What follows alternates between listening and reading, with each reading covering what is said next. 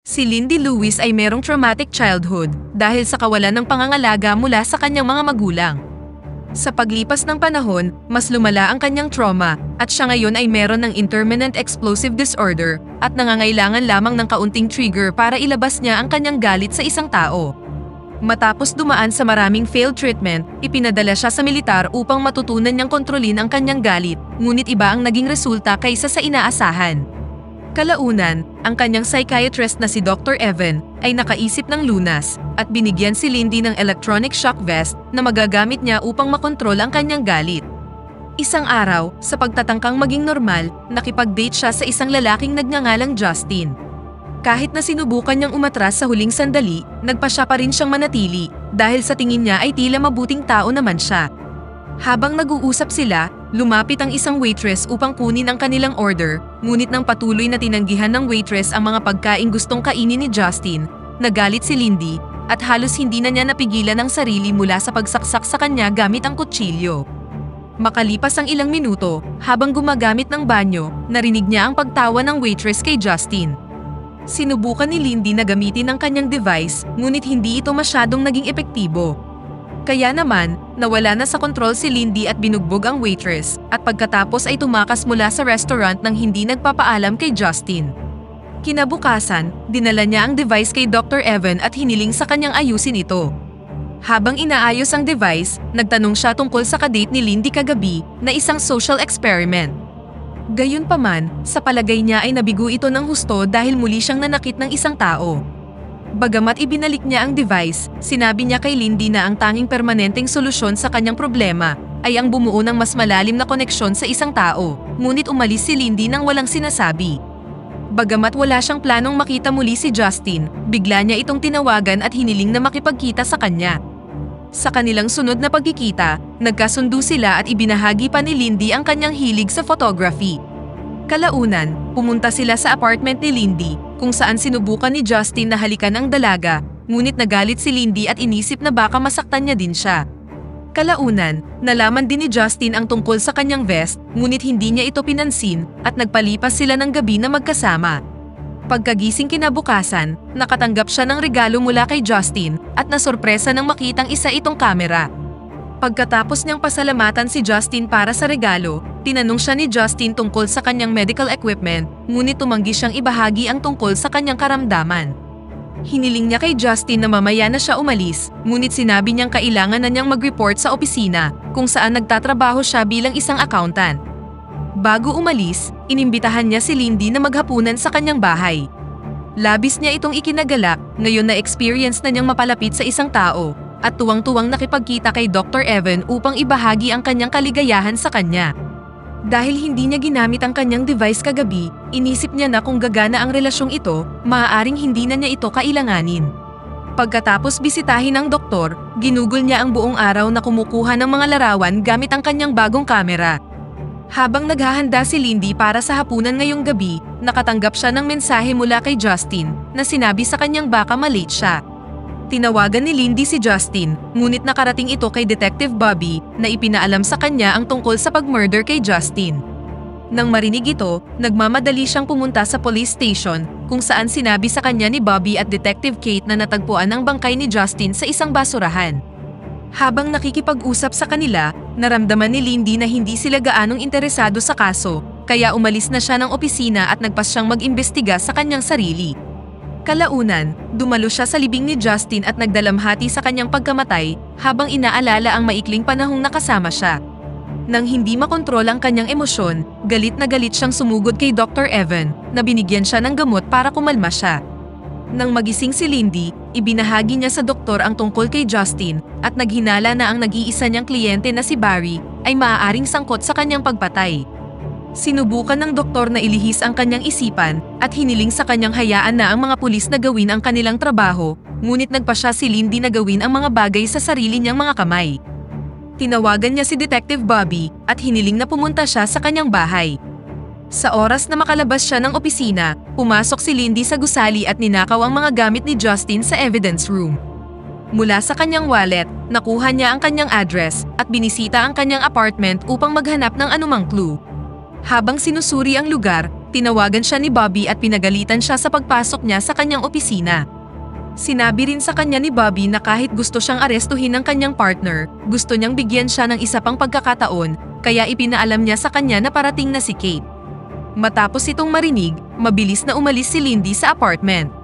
Mula sa parking lot, ninakaw niya ang McLaren ni Justin at nagmamadaling lumabas ng gusali. Sinimulan siyang habulin ni Kate at Bobby, ngunit nauwi sila sa isang aksidente, habang si Lindy naman ay matagumpay na nakatakas sa lugar. Kinabukasan, bumisita siya sa isang mobile store at hiniling sa manager na ikonekta siya sa isang hacker. Dinala siya ng manager kay Andy at hiniling sa kanya ni Lindy na ihack ang telepono ni Justin. Habang sinusuri ito, tinanong ni Andy kung drug dealer ang kanyang kasintahan dahil binura niya ang lahat mula sa telepono, ngunit sinabi ni Lindy na isa lang siyang accountant. Naglalaman lamang ang telepono ng impormasyon tungkol sa isang arms dealer na nagngangalang Barry Kaspersky na sa tingin ni Lindy ay ang tanging kliyente ni Justin. Nagpasya si Lindy na hanapin si Barry, pinasalamatan si Andy para sa kanyang napakagandang trabaho at umalis matapos siyang bigyan ng susi bilang bayad.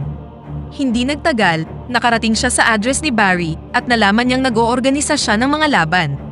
Tinanong niya ang lalaki tungkol sa pagpatay kay Justin, ngunit hindi siya nagbahagi ng anumang impormasyon sa kanya. Nang makita ang kanyang determinasyon, hinamon niya si Lindy na labanan ang kanyang pinakamahusay na 3 fighter kapalit ng impormasyon at pumayag naman siyang gawin ito. Pagkatapos niyang talunin silang lahat, inannounce ni Barry ang resulta ng laban at isinama si Lindy sa kanya. Habang nasa sasakyan, sinubukan siyang patayin ng kanyang mga tauhan, ngunit lumaban si Lindy at pinahirapan si Barry para sa impormasyon. Sinabi ni Barry na pinatay ng kanyang boss na si Garrett Fizel si Justin, ngunit mahihirapan siyang hanapin si Garrett dahil isa siyang maimpluwensyang tao, at maging ang gobyerno ay nag-aalangan na hulihin siya. Samantala, binisita ni Detective Kate si Bobby sa ospital at sinabi sa kanya ang tungkol sa history ng karahasan ni Lindy dahil sa kanyang anger issue. Pagkatapos niyang umalis sa silid, nagpakita si Lindy at nagpasalamat kay Bobby sa pag-warning niya sa kanya kanina. Pinaalam ni Lindy na nahanap na niya ang killer at hiniling na arestuhin si Garrett, ngunit sinabi ni Bobby na hindi sila pwedeng kumilos ng walang ebidensya. Nang tinanong ni Bobby kung bakit determinado siyang hanapin ang taong pumatay kay Justin, na yung ilang beses pa lang naman silang nagkikita, sumagot si Lindy na siya lang ang lalaking naging mabuti sa kanya. Nang marinig ito, ibinigay na ni Bobby ang address ni Garrett, ngunit binalaan niya itong huwag pumunta doon ng mag-isa. Kalaunan, dumating siya sa office building ni Garrett, ngunit ang kanyang security in charge na si Delacroix ay pumayag na dalhin siya sa opisina ngunit pinatumba siya sa may elevator. Pagkatapos, kinumpis kanya ang kanyang vest bago siya ipinadala sa labas ng gusali. Habang nasa sasakyan, patuloy niyang namimiss ang kanyang vest at hiniling sa driver na huminto. Nang tumanggi ang driver, inatake siya ni Lindy. Nagresulta ito sa isang aksidente, ngunit ligtas siyang nakalabas ng sasakyan at umalis. Kalaunan, nakipagkita siya kay Dr. Evan at pagkatapos ikwento ang tungkol sa kanyang mga pakikipagsapalaran, hiniling niya sa doktor na gawan muli siya ng isa pang device. Pagkatapos maghapunan, bumalik na si Lindy sa kanyang apartment, ngunit nalaman niyang merong pumasok doon. Pumasok siya sa may bintana at makikitang nag-set up ng booby trap ang mga tauhan ni Garrett para patayin siya sa isang pagsabog. Matapos sirain ang device, dinala niya ito at nag-set ng isa pang bomba sa apartment para pekein ang kanyang pagkamatay. Pagkalabas ng gusali, nakasalubong niya si Bobby na gusto siyang arestuhin para sa sarili niyang kaligtasan, ngunit na-distract pagkatapos sumabog ang kanyang apartment na nagbigay kay Lindy ng sapat na oras para muling makatakas. Kalaunan, umakyat si Lindy sa office building ni Garrett, ngunit muli siyang nahuli ni Delacroix. Dinala niya si Lindy kay Garrett na inaming siya ang pumatay kay Justin at sa iba pang mga inosenteng tao. Matapos itong marinig, hindi na nakontrol ni Lindy ang kanyang galit at muling nawala sa sarili, ngunit pinatumba siya ni Delacroix matapos siyang paluin sa ulo. Nang magising, natagpuan niya ang kanyang sarili na nakatali sa isang upuan, kung saan sinubukan siyang pahirapan ni Delacroix sa pamamagitan ng pag-drain ng kanyang dugo. Muli siyang nag-super saiyan at pagkatapos palayain ang kanyang sarili, inatake niya si Delacroix gamit ang kanyang device upang makuha ang lokasyon ng lihim na opisina ni Garrett.